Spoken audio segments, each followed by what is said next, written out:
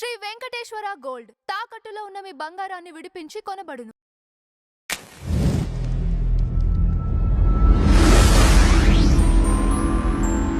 నమస్కారం అఫ్సాన్ రాజేష్ గారు. నమస్కారం స్వామి. ఇప్పుడు మనకి ప్రాంతీయ పార్టీలు ఏవైతే ఉన్నాయో అవి బలోపేతం అయిన తర్వాత వాళ్ళ కుటుంబ సభ్యుల్లో ఎవరికైనా సరే అవకాశం ఇవ్వటం అనేది సర్వసాధారణం.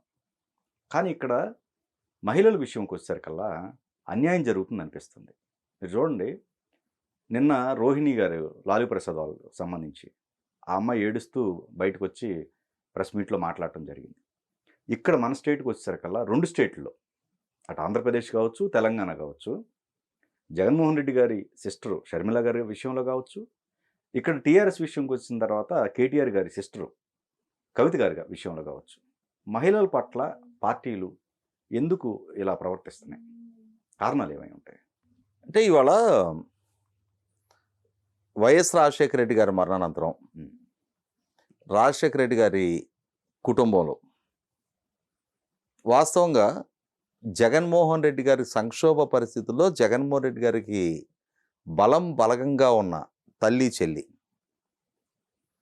ఒక రకంగా రాజశేఖర రెడ్డి గారి మరణానంతరం కాంగ్రెస్ పార్టీతో విభేదించి ఆయన వైసీపీ అని తాను ఒక సొంత పార్టీ ఏర్పాటు చేసుకొని కాంగ్రెస్ పార్టీ ద్వారా సంక్రమించిన ఎంపీ పదవికి తాను, ఎమ్మెల్యే పదవికి తన తల్లి రాజీనామా చేసి తన పార్టీ ద్వారా ఉప ఎన్నికల్లో నెగ్గి ఆ ఉప ఎన్నికల్లో నెగ్గే క్రమంలో కూడా, ఉప ఎన్నికల్లో పోటీ చేసిన క్రమంలో కూడా ఎందుకు కాంగ్రెస్ పార్టీ నుంచి బయటకు వచ్చాను అని చెప్పని ప్రజలకి ఉన్న అనుమానాలను నివృత్తి చేస్తూ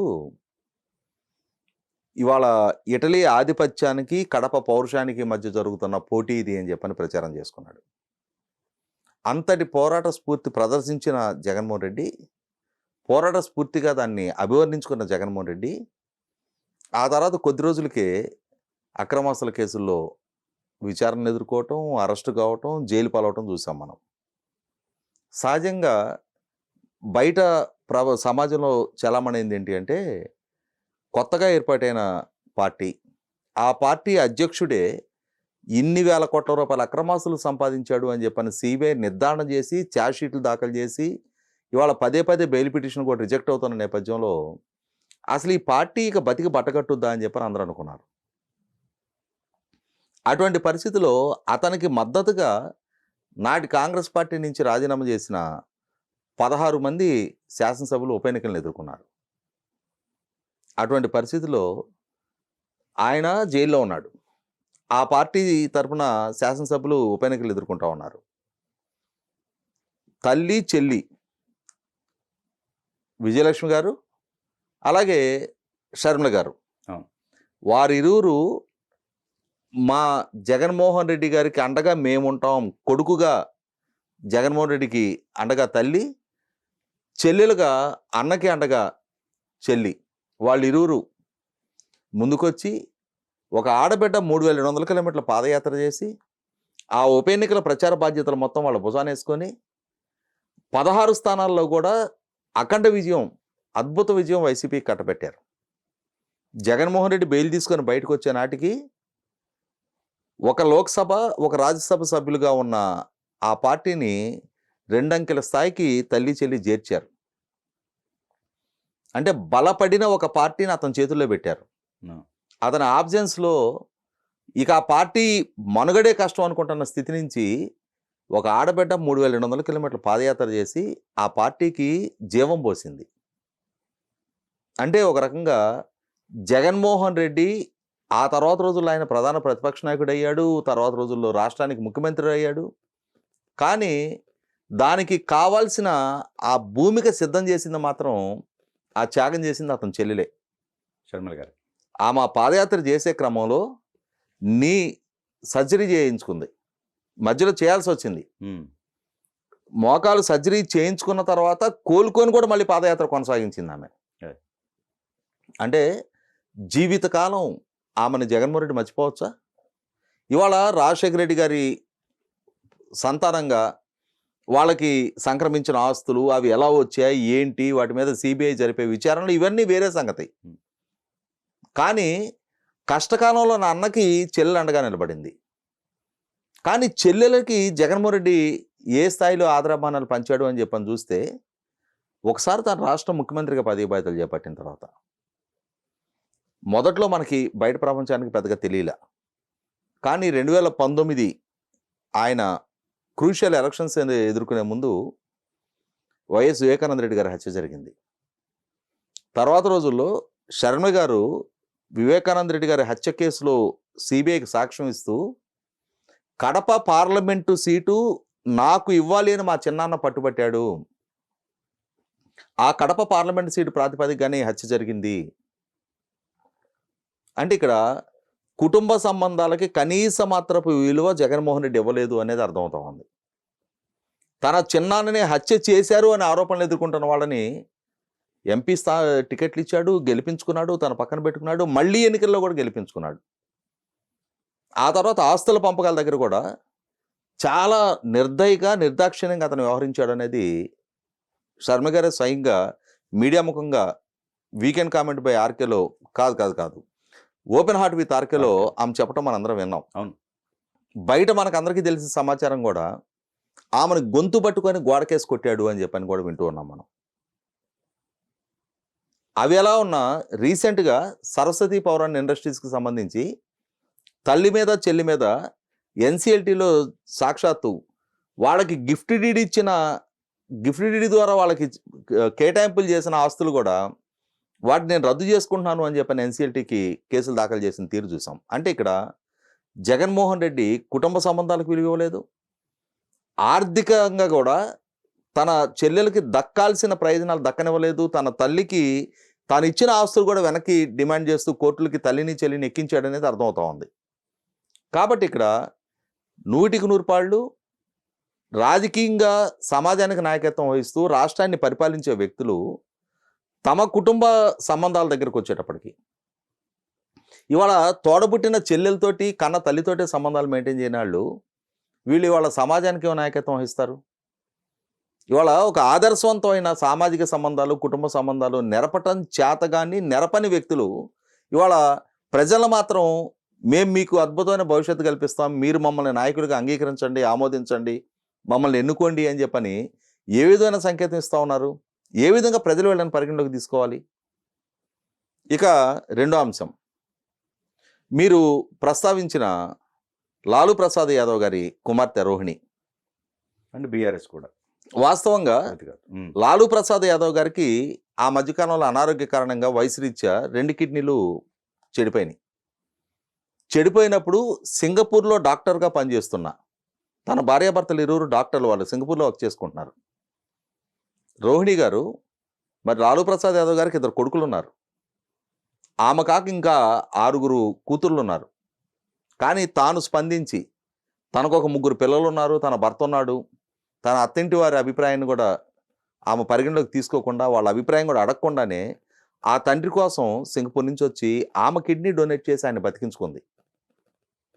మరి నిన్న ఎన్నికల్లో ఓటమి తర్వాత ఆ కుటుంబంలో ఏ అంశాల ప్రాతిపదిక ఏ వాదనలు చెలరేగినాయో తెలియదు, కానీ తేజస్వి యాదవ్ అలాగే తేజస్వి మిత్రుడు హర్యానాకి సంబంధించిన ఎంపీ వారిరువురు ఆమెను దూషించి అవమానించి ఇంటి ఆడపడుచుని తన అక్కని చెప్పు తీసుకొని కొట్టబోయారు అనే ఆమె మీడియా ముందు ఆవేదన వ్యక్తం చేయటం 100కి 100 పాళ్ళు ఆక్షేపణీయం. ఇవాళ కన్న తల్లిదండ్రుల్ని తోడబుట్టిన వాళ్ళని వదులుకొని ఆమె నేను అనాథని అని చెప్పని మీడియా ముందు కన్నీళ్ళు పర్యంతరం కావటం అనేది, వీళ్ళు ఇదే ఎన్నికల్లో మన ఓటమి చెందకుండా నెగ్గుంటే ఇదే తేజస్వి యాదవ్ ఆ బీహార్కి ముఖ్యమంత్రి అయి ఉండేవాడే కదా. నీ ఇంటి మహిళని, నీ ఆడబడుచుని, నీ తోడబుట్టిన అక్కని గౌరవించలేని నిన్ను ఓడించి బీహార్ ప్రజలు సరైన నిర్ణయం తీసుకున్నారని చెప్పని అనుకోవాలి వాళ్ళ.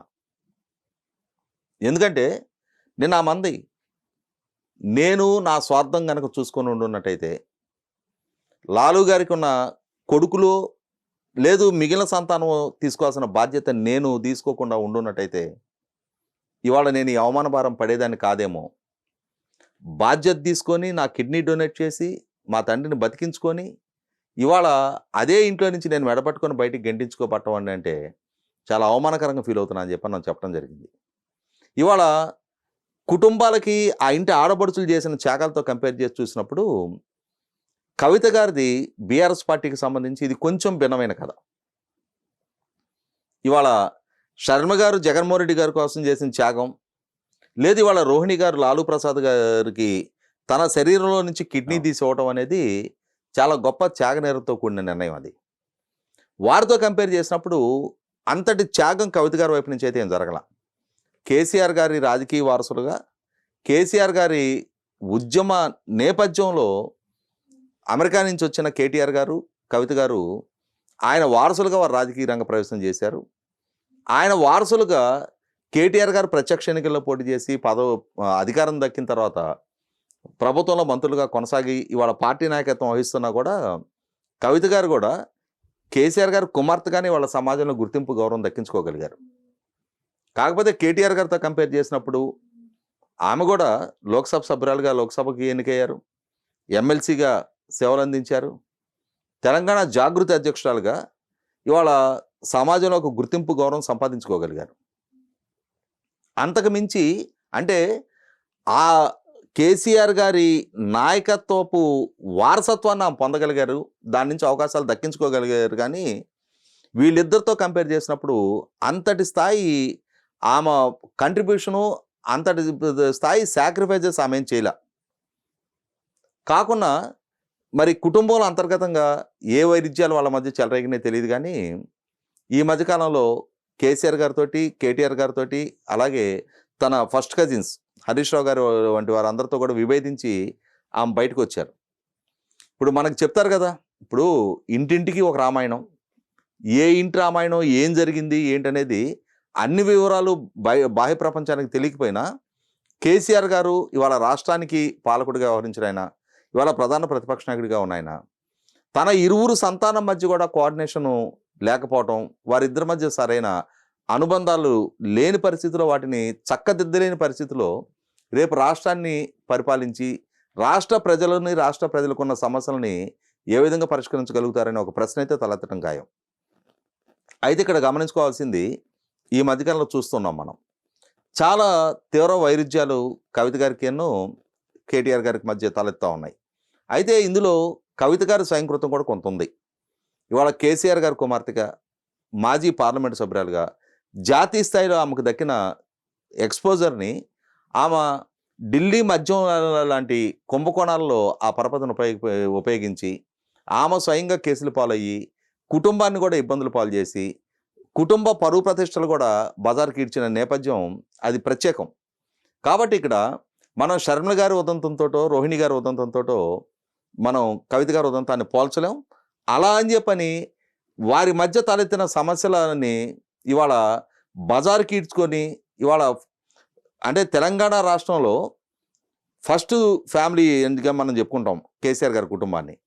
అటువంటి కుటుంబంలో కూడా కుటుంబ సంబంధాలు సవ్యంగా లేవు అనే సంకేతం 100% కేసీఆర్ గారి నాయకత్వ పటిమని ప్రశాంతకం చేస్తూ ఉన్నాయి. అలాగే కేటీఆర్ గారు ఇవాళ సమాజానికి నాయకత్వం వహిస్తూ ఇవాళ బీఆర్ఎస్ పార్టీ వర్కింగ్ ప్రెసిడెంట్గా కొనసాగుతూ ఇవాళ రేవంత్ రెడ్డి గారికి ప్రత్యర్థిగా తానే అని చెప్పని కేటీఆర్ గారు చలామణి అవుతున్న నేపథ్యంలో కూడా తన కుటుంబంలో తన చెల్లికి తనకి మధ్య ఉన్న కొద్దిపాటి వైరుధ్యాలైనా సరే వాటిని అంతర్గతంగా పరిష్కరించుకోకుండా వీధికి ఎక్కించిన కేటీఆర్ గారి తీరు చూస్తే వీరేనా రేపు సమాజానికి నాయకత్వం వహించేదనే ప్రశ్న అయితే తలెత్తడం ఖాయం. అయితే ఇక్కడ గమనించుకోవాల్సింది, రాజకీయాల్లో ఉన్న అన్ని ప్రాంతీయ పార్టీల నాయకత్వాల కుటుంబాల మధ్య ఇవే సంక్షోభాలు తలెత్తుతున్నాయంటే కాదనే చెప్పొచ్చు మనం. ఇవాళ కరుణానిధి గారి డిఎంకే పార్టీ ఉంది. ఇవాళ మనకందరికీ తెలుసు కరుణానిధి గారికి 2-3 భార్యలు ఉన్నారు. ఇవాళ కరుణానిధి గారు కాలం చేసిన తర్వాత స్టాలిన్ గారి నాయకుడిగా కొనసాగుతూ ఉన్నారు. కానీ కరుణానిధి గారి ఇంకొక భార్య కుమార్తె కనిమొళి, ఇవాళ స్టాలిన్ గారు కనిమొళి ఇరువురు కూడా అంటే సవతి సోదర సోదరీమణులు ఒకే పార్టీలో కొనసాగుతున్నారు. ఎవరి పాత్ర ప్రమేయం వాళ్ళు నిర్దేశించుకొని కలిసిమెలిసి ఆ పార్టీ అభివృద్ధి కోసం ప్రజాసేవలో వాళ్ళు కొనసాగుతూ ఉన్నారు. ఎవరికి ఇవ్వాల్సిన పదవులు, ఎవరికి మర్యాదలు వాళ్ళు సక్రమంగా ఇచ్చిపుచ్చుకుంటూ ఉన్నారు. అదే సమయంలో స్టాలిన్ గారి అన్న అళగిరి, వారిరువురు మధ్య చాలా వైరుధ్యాలు ఉన్నాయి.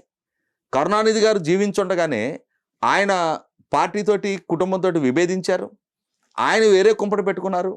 కాబట్టి ఇక్కడ ఆడబిడ్డలతో సంక్షోభం ఆ కుటుంబంలో తలెత్తలేదు, కానీ అన్నలదమ్ముల మధ్య సంక్షోభం ఆ కుటుంబంలో కూడా తలెత్తింది అనేది వాస్తవం. ఇవాళ మరి ఎక్కడున్నారు అళగిరి గారు? ఆయన అసలు కనీసం సమకాలీన రాజకీయాలు ఆయన పేరు కూడా ఈరోజు వినిపించటంలా. అయితే అక్కడ ఈ మిగిలిన ప్రాంతీయ పార్టీల్లో లాగా ఆడబిడ్డలకి అన్నా చెల్లెల మధ్య వైరుధ్యాలు అయితే డిఎంకే పార్టీలో తండ్రి మరణించిన తర్వాత కూడా ఇవాళ సమన్వయం ఆ పార్టీలో ఆ కుటుంబాల మధ్య కొనసాగుతూ ఉంది. తల్లులు వేరైనా కూడా, సవతి సోదరులు అయినా కూడా ఆ సమన్వయాన్ని వాళ్ళు సాధించగలుగుతూ ఉన్నారు. కాబట్టి ఇక్కడ ఇవాళ సమాజానికి నాయకత్వం వహించేవాళ్ళు సమాజంలో సామాజిక సంబంధాలు, కుటుంబ సంబంధాలని సక్రమంగా నిర్వచించుకొని ఆచరించలేని వాళ్ళు ఇవాళ మేము పాలకులుగా సమాజానికి నాయకత్వం ఇస్తామని చెప్పని ముందుకు వచ్చినప్పుడు ప్రజలు కూడా వీళ్ళని రోల్ మోడల్స్గా పరిగణించాలా లేదనేది ఒకసారి ప్రజలు కూడా ఆలోచించుకోవాల్సిన అవసరం ఉంది.